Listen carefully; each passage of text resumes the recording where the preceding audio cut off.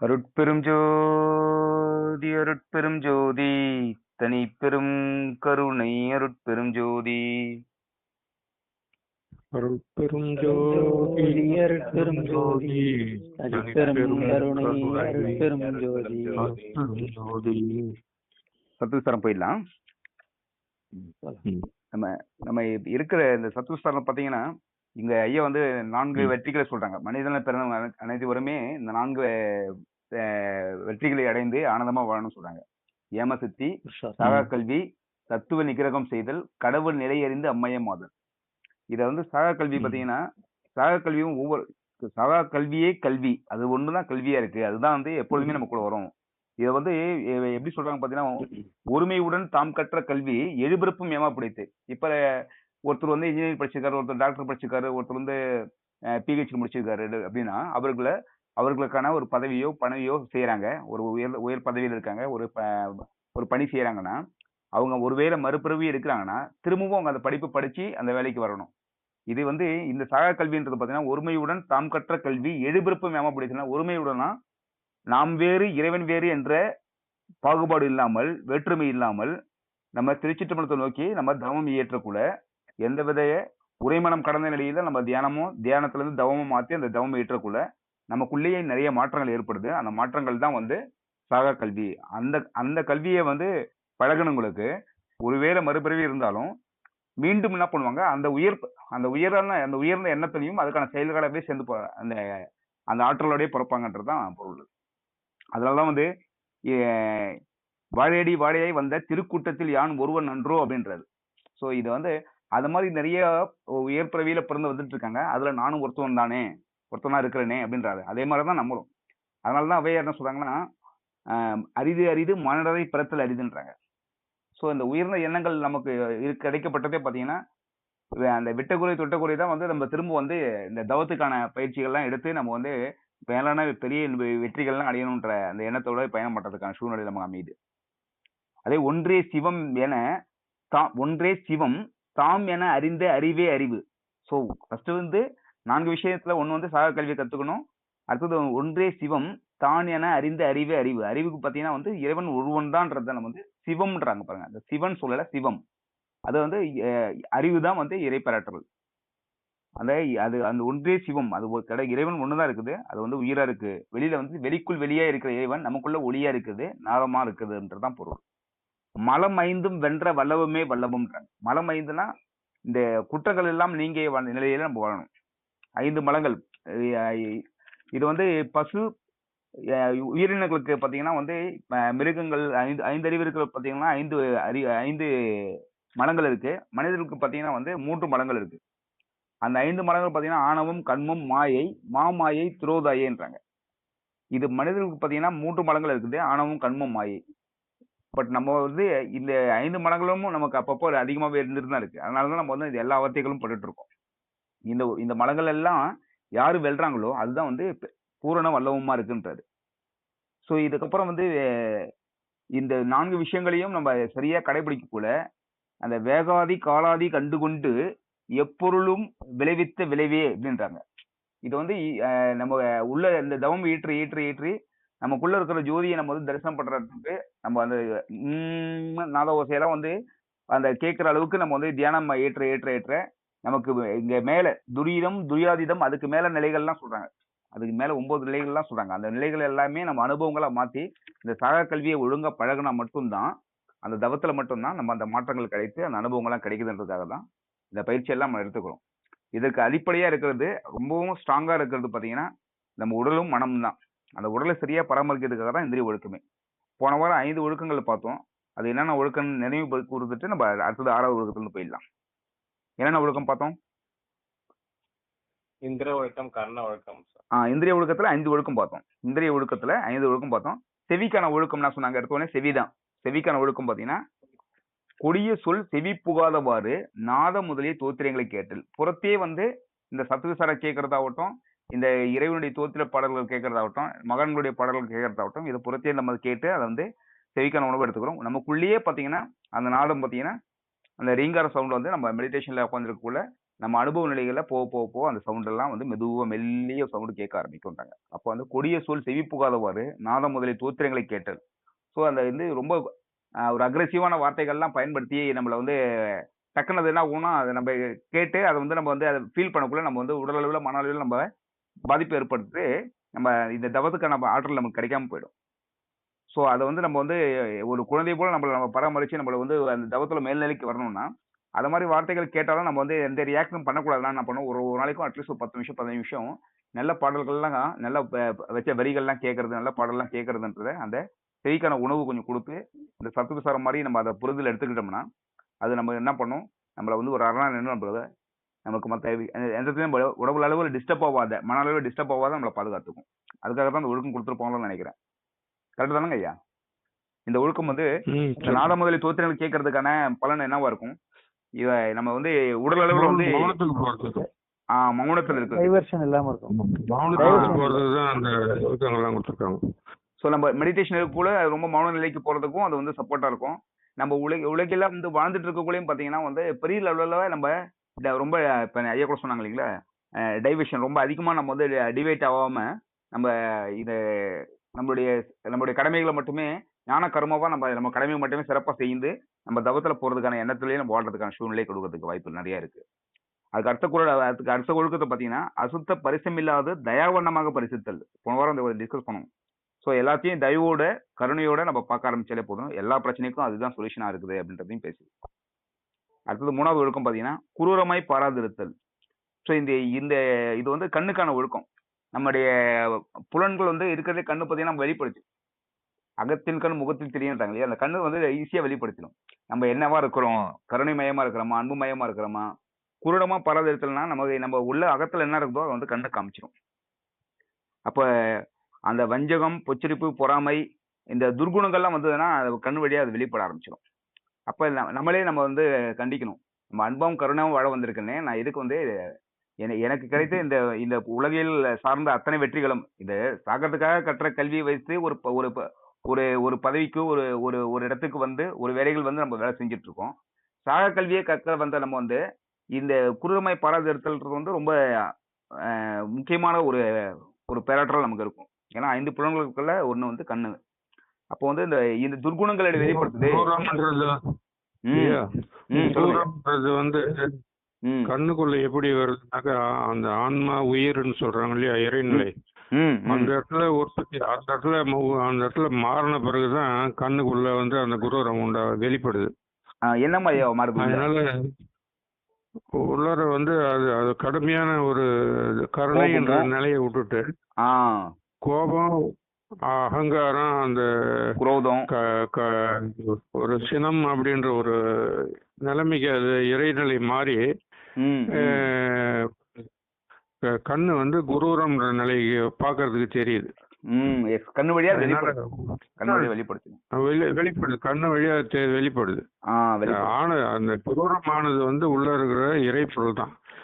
இறைப்பொருள் தான் வந்து எல்லா உயிர்களும். இறைப்பொருள் வந்து தயவாகவும் அன்பாகவும் கருணையாகவும் இருக்கிற நிலையை விட்டுடுது அப்படின்னாக்கா, தவறிடுது அப்படின்னாக்கா, அதனுடைய இது வந்து தன்னையே தான் வந்து கோபிச்சுக்கிற ஒரு நிலைமை தான் அது. அது வந்து நமக்கு தான் அதிக பாதிப்பு தரும், பிறருக்கு வந்து கம்மியான பாதிப்பு தரும். அதை வந்து நம்ம அந்த இடத்துல நம்ம வந்து ஒரு தடவை அந்த இடத்துக்கு நம்ம தவறி அந்த குரூரமா பாக்குற அந்த வந்திருந்தாலும் கூட நம்ம சுதாரிச்சுக்கின்னு நம்ம என்ன பண்ணணும், அதுல இருந்து ஏன் நான் இப்படி இருக்கிறேன், நான் வந்து அன்புமயமா கருணமயமா வாழ வந்தேன்னு சொல்லிட்டு நம்மள இந்த புலன்கள் எல்லாமே அதை வந்து அன்போட கண்டித்து அரவணைப்போட நம்ம வழி நடத்தக்கூடிய இடத்துலாம் நம்ம அறிவு இருக்கணும். நம்ம அறிவு அதுலதான் இருக்கணும். சோ நம்ம அந்த இடத்துல வந்து அறிவு மயங்கி மனம் மயக்கத்துக்கு போயிட்டோம்னா என்ன ஆகணும், அந்த செயல்கள்ல நம்ம அதுவே நம்ம மாறிடுவோம். அதுவும் மாதிரி எல்லா தவறுக்கும் நடத்திட்டே இருக்கும். அந்த தவறுகள் வந்து என்னைக்குமே அது ஒரு முற்றுப்புள்ளி வராமலே போயிடும். ஸோ ஒவ்வொரு விஷயத்துக்கும் செவிக்கான உணவாகட்டும், அந்த அசுத்த பரிசயம் இல்லாத தயவோட பாக்குறதாகட்டும், குரூரமாய் பராமரிக்கிறதாகட்டும், இது எல்லாத்தையும் வந்து நம்மளுடைய அறிவுடைய கண்ட்ரோல்ல இருந்ததுன்னா நம்ம அதை வந்து அதில் வெற்றி நோக்கி பயணம் பண்ணுவோம். மனம் வயப்பட்டுட்டோம்னா என்ன பண்ணுவோம், அதோடைய இந்த தவறான விஷயங்களுக்கு நம்மளும் உடந்தையா மாறிடுவோம். அதுக்கு சப்போர்ட் பண்றது வேகா கால்னு சொல்றது இதுதான். அதாவது வேகா கால் அப்படின்றது வந்து நம்மளுடைய மூச்சு காத்து உஷ்ண நிலையை அடைஞ்சு அசுத்த உஷ்ணமா மாறி ஒரு தேகத்துல உள்ள எல்லா அணுக்களும் வந்து எல்லாமே வந்து கெட்டு போயிடும். அந்த வேகாக்கால் அப்படின்னு சொல்லி ஒரு வார்த்தை கொடுக்குறாருங்களோ. ஆமாங்க, நிறைய இடத்துல வருது. வேகாக்கால் போகா போனால் விரைந்தி கேளாயின்னு கூட சொல்றாங்க. மனிதனை பிறந்த எல்லாமே என்ன பண்ணோம், நம்ம இறை பிறர் ஒரு விண்ணப்பம் நினைக்கணும்னா வேகாக்கால் போகா போனால் விரைந்தி கேளாயின்றாங்க. சொல்லுங்க ஐயா. அதெல்லாம் நம்மளுடைய ஒரிஜினாலிட்டி, அதாவது இறைநிலை அப்படின்ற ஒரு இடத்துல இருந்து நம்ம விளைகிறோம். நமக்கு வந்து நம்ம வந்து இறைநிலையிலேருந்து தான் வந்து இறைநிலையை தான் வந்து உடல் எடுத்துக்கணும் வந்து உலகத்துல வாழ வந்திருக்குது.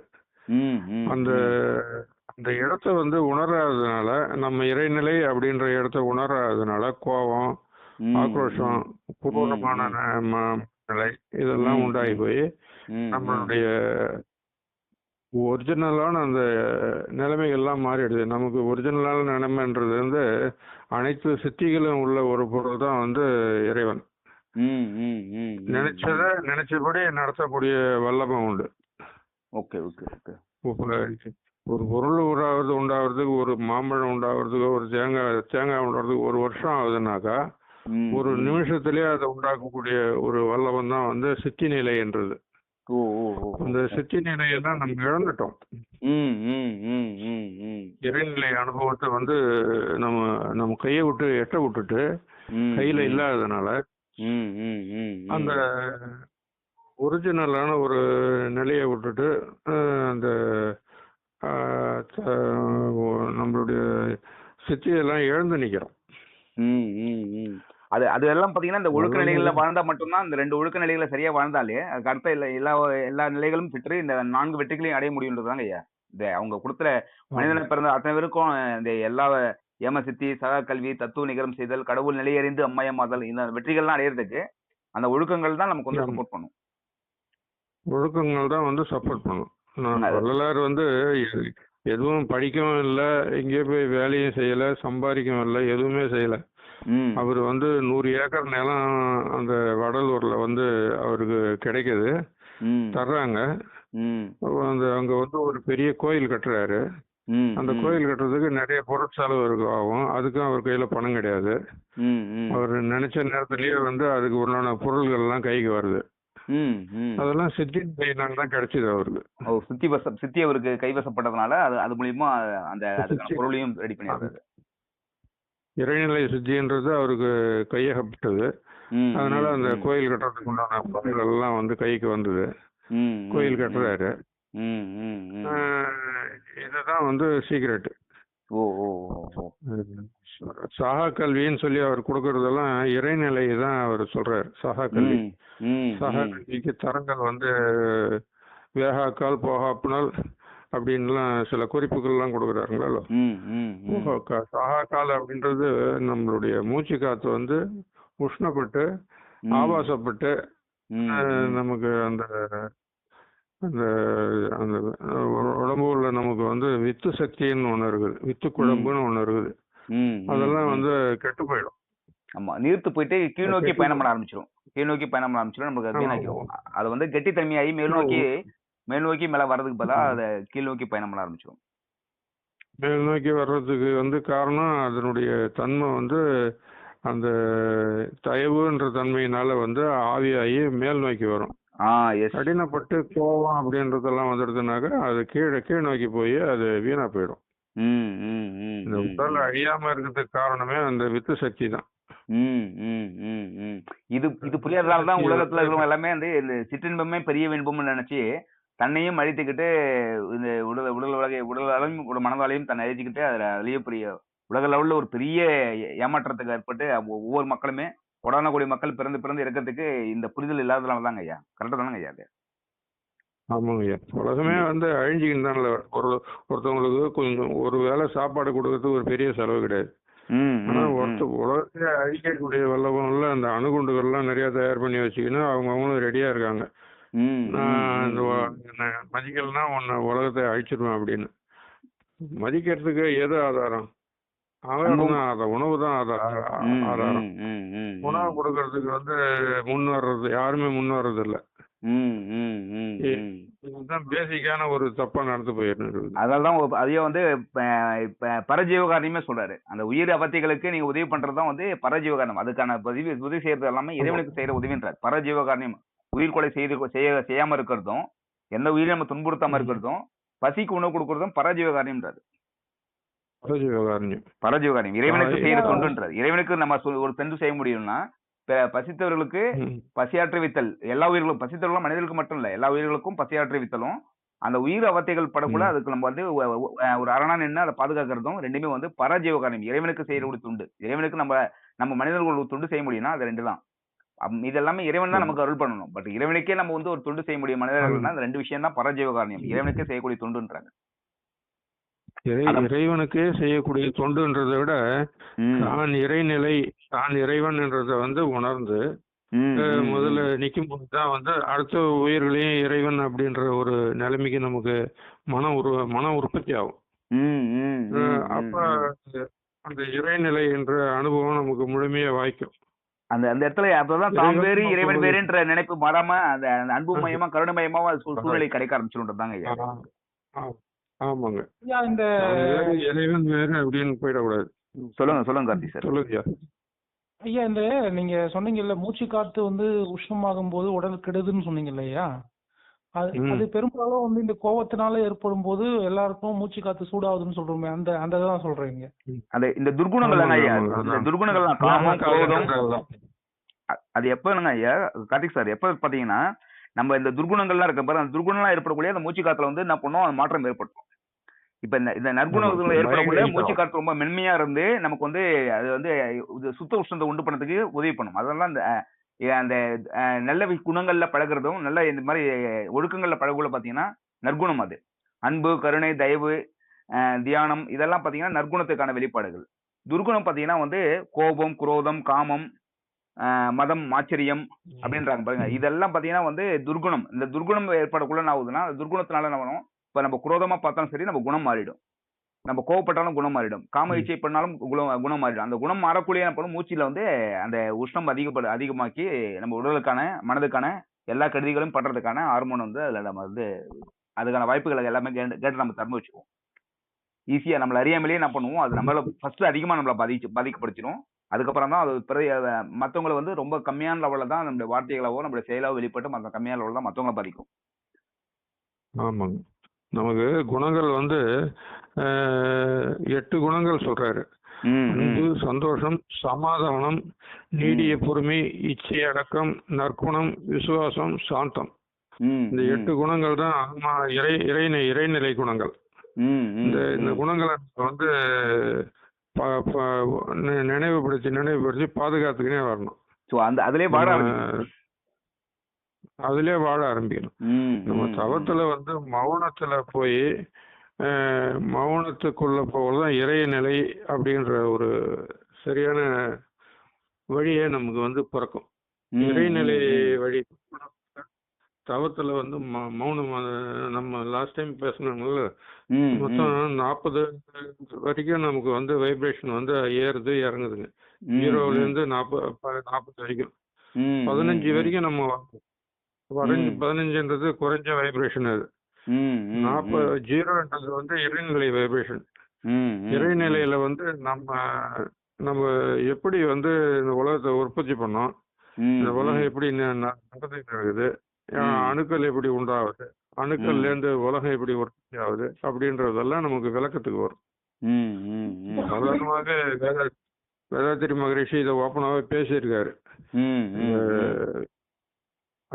ஆகாயம்ன்ற ஒரு இடத்துல வந்து எல்லா அணுக்களும் வந்து இருக்குது.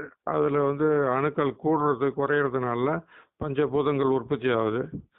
பஞ்சபூதங்கள்ல இருந்து உயிர்கள் எப்படி உற்பத்தி ஆகுது அப்படின்ற விளக்கம் எல்லாம் அவர் கொடுத்து வச்சிருக்காரு. அது வந்து செய்யாமையே இதை சேர்த்திக்கலாம். இது ஜீவாந்த சக்தின்னு சொல்றாங்களே, அது இந்த நல்ல விஷயங்களை வளர்க்கல நமக்குள்ள ஜீவாந்த சக்தி அதிகப்படுத்துதுன்றாங்க. காந்தன்றது வந்து இறை சக்தியினுடைய வெளிப்பாடு. அது உங்களுக்கு பதில் கிடைச்சதா? புரியுதா உங்களுக்கு? புரிஞ்சுதுங்க ஐயா. இதுல வந்து ஒரே ஒரு சின்ன இது மட்டும், இப்போ ஒருத்தர் வந்து ஒரு வாழ்க்கையில் நான் கூட அதை அனுபவிச்சிருக்கேன். பொதுவா வாழ்க்கையில வந்து தொடர்ந்து நம்ம தோல்விகளை சந்திக்கும் போதோ இல்லை ஏதாவது பண்ணும்போதோ நம்மள நெருங்கி வர நல்ல குணங்களோ இல்ல ஏதோ ஒரு விஷயம் அன்றாட ஒரு நிகழ்ச்சிகள் கூட நமக்கு எதிராக நடக்கிற மாதிரியான சூழ்நிலை உருவாக்கி நம்மள வந்து ஒரு மனதை இருக்கிறமான சூழ்நிலையும் பாதிக்கப்பட்ட சூழ்நிலை வரக்குள்ள சொல்லுங்க அப்படிதான் சொல்ல வரீங்கன்னு நினைக்கிறேன். அதுதான் நம்ம அதாவது எல்லாருக்கும் வாழ்க்கை வந்து ஒரே மாதிரி இல்ல, எல்லாருக்கும் எல்லா இடத்துலயுமே மாறிட்டே இருக்கும். நம்ம சில விஷயங்கள் வந்து தொடர்ந்து இருந்துகிட்டே இருக்கும்போது அது வந்து பாத்தீங்கன்னா எல்லார் மேலயும் ஒரு ஒரு வெறுப்பையும் எதை பேச வந்தாலும் ஒரு கோபத்தையும் நம்ம உருவாக்குது. அது மாதிரியான சூழ்நிலை நானே அனுபவிச்சிருக்கேன் ஒரு 5-10 வருஷத்துக்கு முன்னாடிலாம். அப்போ அதெல்லாம் எப்படி கடந்து வரணும்? அதுக்கு துணையாக வந்து கர்ம வினைன்னு சொல்றாங்க. சொல்லுங்க ஐயா, சொல்லுங்க. வினைகள் நம்மளுடைய ஒவ்வொரு செயல்களுக்கும் ஒவ்வொரு மாதிரியான வினைகள் வந்து நமக்குள்ளேயும் உண்டாகுது, நமக்கு எதிர்பட்டவங்க கிட்டேயும் உண்டாகுது. அந்த வினைகள் எல்லாம் வந்து நம்ம சரி பண்றதுக்கு வந்து வாய்ப்பு கிடைக்குள்ள நம்ம சரி பண்ணி அதெல்லாம் வந்து குறைச்சிடணும். அது குறைக்கிறதுக்கு என்னென்ன வாய்ப்புகள் இருக்குன்னு கேட்கறாங்க. இது மாதிரி ஒரு சூழ்நிலை வந்து நம்ம குடும்பத்துக்குள்ளேயோ இல்ல வந்து நண்பர்களுக்குள்ளேயோ இல்ல ஒரு மற்ற உறவுகளுக்குள்ளேயோ இல்ல வந்து ஒரு ஒர்க் அட்மாஸ்பியரையோ இது மாதிரி எப்போதுமே அகைன்ஸ்டான சூழ்நிலையா இருக்கக்கூட அது எப்படி கையாளணும்ன்றதான் ஒரு கொஸ்டினை கேட்கறாங்க ஐயா. என்ன கையாளணும்னா நம்ம சாதாரண சூழ்நிலையா மாத்திக்கலாம்.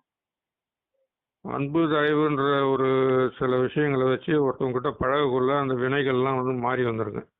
அன்பும் தயவும் தான். அதுக்கு அன்பும் தயவும் மட்டும்தான் நம்ம அதுல கையில அதை வந்து அதுல இருந்து நம்ம பாதுகாக்கக்கூடிய அரணா இருக்கும் நினைச்சோம்.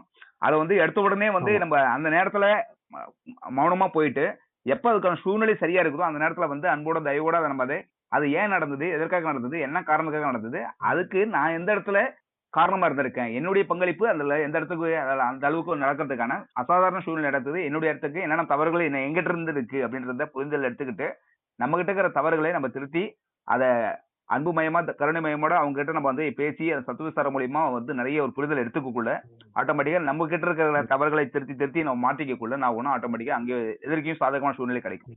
எப்படி நமக்குள்ள வந்து அன்பும் கருணையும் வரணும்னு நினைக்கிறோம். கர்ம வினைகள் வினை செயல்கள்லாம் இந்த கொடூரமா நம்ம செஞ்ச கர்ம வினைகள்லாம் மாறி வரும். கர்மம் பண்றோம், கர்மம் தலைக்காக்குன்னு ஒரு வார்த்தை இருக்குது. அப்போ வந்து நம்ம தவறான ஒரு செயல்கள்லாம் ஒரு உயிருக்கு நம்ம செஞ்சிருந்தா கூட அது அவங்களுடைய இது வந்து நம்மள அந்த வினைகள் பதிவுகள் வந்து நம்மள தாக்கறதுக்கு வரும். அது தாக்காம இருக்கிறதுக்கு அன்னதானம், நம்மளால முடிஞ்ச மற்றவங்களுக்கு செய்யற உதவி, அன்பா பேசுறது, இதெல்லாம் மாறி வந்துடும். Okay okay okay. தர்மம் பாத்தீங்கன்னா வந்து இந்த இடத்துல தர்மம் தலைக்காப்பு சொன்னீங்களே, தர்மம் வந்து நமக்கான என்னென்ன ஒழுக்க நிலைகளையும் அந்த என்னென்னலாம் அந்த வந்து நற்குணங்களை பழகிறது தான் வந்து நமக்கான தர்மம். பிறருக்கு செய்யக்கூடாது பத்தி எல்லாமே வந்து எதிர்பார்ப்பு இல்லாம செய்யறது எல்லாமே தானம். இந்த தர்மம் தலைக்காக்கணும்னா நமக்கான அந்த ஒழுக்க நிலைகளையும் அன்பு மயமும் கருணை மயமாவும் நம்ம இருக்கிறது தான் வந்து நமக்கான தர்மமே. அந்த இடத்துல நம்ம வந்து எப்பெல்லாம் நம்ம டிஸ்டர்ப் ஆகி உடையிறோமோ, ஏன்னா இன்னைக்கு இப்ப கார்த்திக் கேட்ட கொஸ்டின் வந்து ரொம்ப அற்புதமான கொஸ்டின், எல்லாருக்குமே நடக்கக்கூடிய கொஸ்டின். நம்ம இது எல்லாமே தவத்துக்குள்ள இருந்து நம்ம அடிக்கடி வெளியே போறதுக்கான காரணம் என்னன்னா எல்லாருக்குமே எல்லா சூழ்நிலையுமே பாத்தீங்கன்னா சாதகமா இருக்கிறத விட பாதகமா இருக்கிறது அதிகமா இருக்கு. அந்த பாதகமான சூழ்நிலையை சாதகமா மாத்துறதுக்கான ஆற்றல் எங்க இருக்குன்னா அன்பும் கருணையும் தான் இருக்கு. அந்த அன்பும் கருணையுமே இல்லாத போறதுனாலதான் நடந்துட்டு இருக்கு. அப்ப அதை வந்து அதுக்கு நான் எந்த இடத்துல காரணமா இருக்கிறேன்றத அது வந்து அவங்க மேல இருக்கிற அந்த விஷயங்களை பிரத்தியார் மேல இருக்கிற விஷயங்களை நம்ம கவனம் வைக்காம நமக்கு மேல இருக்கிற விஷயங்களை கவனம் வைத்து நம்மள வந்து இந்த சூழ்நிலை மாறாம இருக்கிறது ஏன் மாறிச்சு அப்படின்ற நினைவோட இந்த அன்பும் கருணையும் நமக்குள்ள அதிகப்படுறதுக்கான வேலைகளை கொஞ்ச நேரம் சிந்திச்சு கவனம் போயிட்டு அதுக்கான சூழ்நிலை வரக்குள்ள அதை நம்ம அன்பு மயமாவும் கருணமயமாவும் அதை வெளிப்படுத்த நாளடைவில் என்ன ஆகும், அது இல்லாமலே போயிடும். அதுக்கான சாதகமான சூழ்நிலை மட்டும்தான் இருக்கும், பாதகமான சூழ்நிலை ரொம்ப கம்மியாயிடும். கதை இது சொல்யூஷன் தெரியுதா? இன்னும் ஒரே ஒரு சந்தேகத்தை கேட்டுக்கிறேன் ஐயா. இது வந்து பாத்தீங்கன்னா நம்ம வந்து நீங்க சொல்றது நம்ம எல்லாரும் நம்ம அதே மாதிரியான மனநிலை இருக்கும்போது நம்ம அன்போடு கருணையோடு இருக்கும்போது பழகிறோம், ஓகே சரிதான். ஆனா சில நேரங்கள்ல வந்து பாத்தீங்கன்னா நம்மள வந்து ஒரு பொருளாதார ஒரு ஐடென்டிட்டியாவும் இல்ல வந்து வெற்றிக்கான அறிகுறியாவோ ஒரு மனுஷனை இன்னொரு மனுஷன் பாக்குறான். நீ இதுல வெற்றி அடையலைன்னா ஒண்ணு மதிக்க மாட்டேன், உனக்கான துன்பத்தை கொடுப்பேன், நீ என்னையோட என்னையோட நீ கம்மியா ஒரு படி கம்மியா இருக்கும்போது உன்னை நான் துன்புறுத்துவேன். அந்த மாதிரியான கோணங்கள்லதான் இந்த சமூகம் வந்து ஒரு மனிதன் இன்னொரு மனிதன் அப்ரோச் பண்ற சூழ்நிலை நான் நிறைய ஃபேஸ் பண்றேன். அப்படி வரும்போது அங்க அந்த இடத்துல வந்து நம்ம உழைப்பு அந்த வெற்றி தான் வந்து நம்மள தீர்மானிக்குமா? நம்ம அதை செஞ்சுட்டு தான் நம்ம கருணையை வெளிப்படுத்த முடியுமா? இல்ல இந்த இடத்துல வெற்றின்றது எதுன்னா தவமே மாத்திடும். தவமே அதை மாத்தும், அந்த அடுத்தவங்களுடைய குணங்களே மாத்தும். நம்ம செயல்கள் தர்மம் செய்கிறீங்களா இல்லை அது ஒரு தவம்.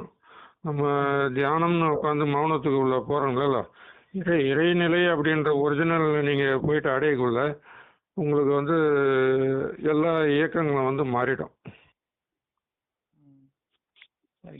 இப்ப இந்த நற்குணங்களோட நீங்க பழக பழக பழக என்ன ஆகும்னா, இந்த இந்த உலகிலேயே இருக்கிற போட்டிகள் எல்லாமே பாத்தீங்கன்னா நம்ம தன் முயற்சியில இருக்கக்கூட அதெல்லாம் வெற்றி பெறது ரொம்ப பெரிய விஷயமா இருக்கும், ரொம்ப கடுமையா இருக்கும். இதை நம்ம நம்ம நம்ம கூட இருக்கிற நம்ம நமக்குள்ள உயிரா இருக்கிற அந்த ஒளியா இருக்கிற நாதவமா இருக்கிற அது கூட நம்ம பழக ஆரம்பிச்சு இந்த நற்குணங்களோட பழக ஆரம்பிக்குள்ள அது ரொம்ப எளிமையா பாத்தீங்கன்னா வந்து எந்தவித அவத்தைகளும் இல்லாம நம்ம வாழ்றதுக்கான சூழ்நிலை தானா அமைந்து வரும். சோ அந்த இடத்துல வந்து நம்மளுக்கு எதெல்லாம் நீங்க வந்து அந்த துர்குணங்களுடைய அந்த எந்நேரமும் போட்டி பொறாமை அந்த இந்த வஞ்சகம் என்ற அந்த அந்த அந்த அந்த வட்டாரங்கள் வந்து நம்ம கூட பழகக்குள்ள அவங்களுக்கு நம்மள டிஸ்டர்ப் பண்ற எண்ணமே வராத அளவுக்கு மாறிடும். நம்ம வந்து அவங்க கூட இருந்த மன நிறைவோட சந்தோஷமா இருப்போம். அதுலன்னா அவங்க வந்து நம்ம கூட நம்மளை விட்டு இடையே விலகி போயிட்டே இருப்பாங்க, நம்ம கிட்ட நெருங்கி பழக மாட்டாங்க, நம்மளுக்கு அந்த தொந்தரவு எல்லாம் கொடுக்கறதுக்கு சூழ்நிலை விடாது. அதுதான் வந்து அதாங்க வழி, வேற ஒன்றும் வழி கிடையாதுங்க. நம்மளுடைய நிலையை நம்ம உயர்த்திக்கணும். அதுதான் நம்மளுடைய நிலைன்றது இறைநிலை தான் நம்மளுடைய நிலை. அந்த இறைநிலை என்ற தன்மையை நமக்கு உயரக்குள்ள அந்த வைப்ரேஷன்லாம் மாறி வந்துடும். எவ்வளோ கடுமையானவங்க கூட நம்மளை பார்த்தாங்கனாக்கா அந்த கடுமையானது மறைஞ்சி அவங்க சாத்வீகமாக எட்ட போயிடுவாங்க நம்மளை விட்டு. இது வந்து இதனாலதான் மகான்களுடைய வார்த்தைகளையும் அவங்களுடைய வரிகளையும் கேட்க கேட்க அவங்களுடைய வாழ்க்கையெல்லாம் நம்ம பார்க்க என்ன ஆகும்னா அவங்க எப்படி இந்த சூழ்நிலையெல்லாம் கடந்து வந்தாங்க. நம்மளோட பல மடங்கு ஒரு குடும்பத்திலையும் அவ்வளவு அவத்தைகள், இது சொசைட்டிலையும் அவ்வளவு அவத்தைகள், மிகப்பெரிய கடுமையான சேலஞ்சஸ் எல்லாம் ஃபேஸ் பண்ணி கடும் தவம் இருந்து அவங்க பெற்ற விஷயங்கள் தான் நமக்கு வந்து அவங்க இந்த நெறிமுறைகளாக நமக்கு வகுத்து கொடுத்துருக்காங்க. சரி, நான் தான் இந்த உலகப்பட்டு இதை பெற்றிருக்கேன்னு நம்ம பிள்ளைகள் வந்து இது எல்லாமே இல்லாம அவங்க நம்மளை விட உயர்ந்த நிலைக்கு வரணுன்றதுக்காக தான் அதெல்லாம் படைத்திருக்காங்க. பையன் வந்து இந்த 4 வெற்றி அடையணுன்றதுக்காக தான் மனிதனா பிறந்த அத்தனை பேருமே இந்த 4 வெற்றி அடையணுன்றாரு. ஏம சித்தி எல்லா சித்திகளும் அவர்களுக்கு சாத்தியம் இருக்கின்றாரு. அப்ப அதுல ஒரு சித்தி கிடைச்சாலே போதும். நம்ம இப்ப நீங்க ஐயப்ப நம்ம கார்த்திக் சார் சொல்றாரு இல்லையா, இந்த மாதிரி கொரோனா கூடிய அத்தனை அவதிகளுக்கும் இந்த ஒரு சித்திலேயே சாத்தியமாயிடும். அதே மாதிரி சகா கல்வியில நம்ம வந்து அந்த சகா கல்வியை கற்று அதை வளர ஆரம்பிச்சுனா போதும், அது எல்லாத்துக்கும் சொல்யூஷனா மாறிடும். இந்த தத்துவ நிகரிங்க செய்யற அளவுக்கு நம்ம வந்து தவமை ஏற்ற ஆரம்பிச்சுனா போதும், எந்த பிரச்சனையும் வராமலே போயிடும். கடவுள் நிலையை அறிந்த அம்மையம் மாதல் வெற்றியில நம்ம பயணம் பண்ண ஆரம்பிச்சிட்டா போதும், இந்த உலகமே அந்த அண்டங்களையும் தாண்டி வாழ்றதுக்கான ஆற்றல் நமக்கு கிடைச்சிருது. இவ்வளவு வெற்றிகளை கிடைக்கிறதுக்காக தான் இந்திரிய ஒழுக்கம் கர்ண ஒழுக்கம் சொல்றாரு. இந்த இந்திரிய ஒழுக்கம் கர்ண ஒழுக்கம் நான் கேரண்டியா நான் பழக ஆரம்பிச்சிட்டேன், எனக்கு எது நடந்தாலும் பரவாயில்ல, நான் இதுல கண்டிப்பா நான் நின்றுடுவேன். ஏன்னா இது சத்தியமான வார்த்தைகள், இது வந்து இதுதான் எனக்கு கவனம் பண்ணுன்ற அந்த ரொம்ப அதிதீவிரமான எண்ணத்துல நம்ம பழக ஆரம்பிச்சிட்டோம்னா போதும், இது இந்திரிய ஒழுக்கத்தை கர்ண ஒழுக்கத்தை மட்டுமே நின்னா போதும், இந்த எல்லா பிரச்சனைக்கும் சொல்யூஷனா இருக்கும்ன்றது தான் உண்மை. அது மூலியமா வந்து என்ன ஆகுதுன்னா இறைவனுடைய ஆற்றல் அருளும் கிடைத்து அந்த ஜீவ ஒழுக்கம் ஆன்ம ஒழுக்கம் தானா நடக்கும். அதுக்கு மூலியமா எல்லா பிரச்சனைக்கும் சொல்யூஷன் கிடைக்கும். கார்த்தி, அது புரியுதுங்களா? அது இந்திரிய ஒழுக்கம் கர்ண ஒழுக்கம் தான் அது எல்லாருக்கும் சொல்யூஷனா இருக்கும்ன்றது புரியுதுங்களா? புரியுதுண்ணா. நம்ம அன்பு கருணை ஒழுக்கத்தை பத்தி பேசுறோம், கண்டிப்பா நம்ம அத நம்ம கடைபிடிக்கணும்ன்றதுல ஒரே ஒரு இது அதுதான் அரணா இருக்கும். அதுதான் அரணா இருக்கும். சொல்லுங்க கார்த்தி. சரிங்க, ஒரே ஒரு இது இந்த நேரம் இல்ல, கரெக்டா எனக்கு ஒரு சந்தேகம் வந்தனால கேட்டுக்கிறேன். வள்ளலார் வந்து உழைப்பை பத்தி எங்கேயாவது தெளிவா எங்கேயாவது சொல்றாரு, எப்படி உழைக்கணும் எப்படி இருக்கணும் அப்படின்றத பத்தி ஏதாவது சொல்லியிருக்கீங்களா? பொருள் ஈட்டுறத பத்தி சொல்றீங்களா? உழைப்பு நம்ம வந்து பொருள் ஈட்டுறது உழைக்கிறது வந்து எப்படி இருக்கணும், நம்மளுடைய அன்றாட நம்ம தனக்கான கடமைகளை வந்து எப்படி செய்யணும்ன்றத பத்தி ஏதாவது சொல்லிருக்கு. அன்பா இருக்கணும் கருணையா இருக்கணும் ஒண்ணு, அன்பா மட்டும் கருணையா மட்டும் இருந்தா அது இல்ல வாழ்க்கை. நம்ம பொருள் ஈட்டக்கூடிய ஒரு பகுதியை எடுத்துதான் இந்த நற்குணங்களோட பழகிறதுக்கு, நம்ம வந்து ஜீவகாரணியம் பண்றதுக்கு இல்ல இந்த பரஜீவகாரணியம் பண்றதுக்கு அவர் ஐயா சொல்றாருன்னா, நம்மளுடைய உழைப்புல இருந்து நம்ம கிடைக்கக்கூடிய பொருள் ஈட்டக்கூடிய ஒரு பகுதியை எடுத்து பிற உயிர்களுக்கு அதை சேவை பண்ணணும்னு சொல்றாங்க. அப்ப உழைத்துதான் மனிதன் வாழணுன்றதுக்காக தான் பொருள். அது உழைப்பு இல்லாம நம்ம உணவு எடுத்துக்கூடாது. உழைப்பு இல்லாம உணவு எடுத்துக்கிட்டா அது வந்து இவ்வளவு இந்த ஒழுக்கங்களை எல்லாமே நிற்கவும் முடியாது, பராமரிக்க முடியாது, பாதுகாக்க முடியாது. ஐயா என்னங்க சொல்ல வரீங்க? சொல்லுங்க. அவர் என்ன கேக்குறாருன்னா, உழைப்புன்றது எப்படி இருக்கணும்னு சொல்லி ஐயா சொல்லியிருக்காருன்னு கேக்குறாரு. சொல்லுங்க. உழைப்புன்றது இந்த உடம்ப வந்து ரொம்பவும் வருத்தி ரொம்பவும் வந்து உயிருக்கு வந்து ஆபத்தான ஒரு நிலையெல்லாம் வந்து உழைக்க தேவையில்லைங்க. ஒரு சரியான ஒரு அமைப்பா நம்ம வந்து உழைச்சி அதன் மூலியமா பொருள் ஏற்றினா போதும். ரொம்ப கடுமையெல்லாம் வந்து இந்த உடம்பை வருத்தி அதை உடம்பு உயிரெல்லாம் வந்து ரொம்ப கெட்டு போகிற நிலையிலாம் வரிச்சு வாழ வேணான்னு சொல்லியிருக்காரு. அதனால இதுதான் நான் அதெல்லாம் எதிர்பார்க்கிறேன். ஏன்னா உழைப்புக்கு வந்து என்ன மாதிரியான ஒரு இது கொடுக்குறாரு அப்படின்னு என்ன சொல்ல வர்றாருன்றதுக்காக. உடம்பு உயிர் அப்படின்றதெல்லாம் ரொம்ப ஒரு மென்மையான ஒரு அமைப்பா தான் இருக்குது நமக்கு. அதெல்லாம் புரிஞ்சுக்கணும். இப்போ அதிக உழைப்பு அதிக உஷ்ணம் உண்டாயிடுதுனாலே பேங்க்ரியாஸ் நமக்கு வேலை செய்யாது. பேங்க்ரியாஸ் கெட்டு போச்சுன்னா அதுக்கப்புறம் உடல் இயக்கங்கள்லாம் பாதிச்சிடும். அந்த மாதிரிலாம் ஐயா போக சொல்றேன். ரொம்ப பார்த்து பதம் போக சொல்றாரு. அது இந்த வந்து என்னன்னா வந்து ஒரு பிற உயிர்களுக்கு அவத்தி கொடுக்கற அளவுக்கும் மற்றவங்களுக்கு துன்புறுத்தாத அளவுக்கு தான் நம்முடைய அதாவது வேலையிட்டு கூலி குறைத்தவனா கூட வார்த்தையை பயன்படுத்திருக்காரு. அருட்பெருஞ்சோதி அருட்பெருஞ்சோதி தனி பெரும் கருணை அருட்பெருஞ்சோதி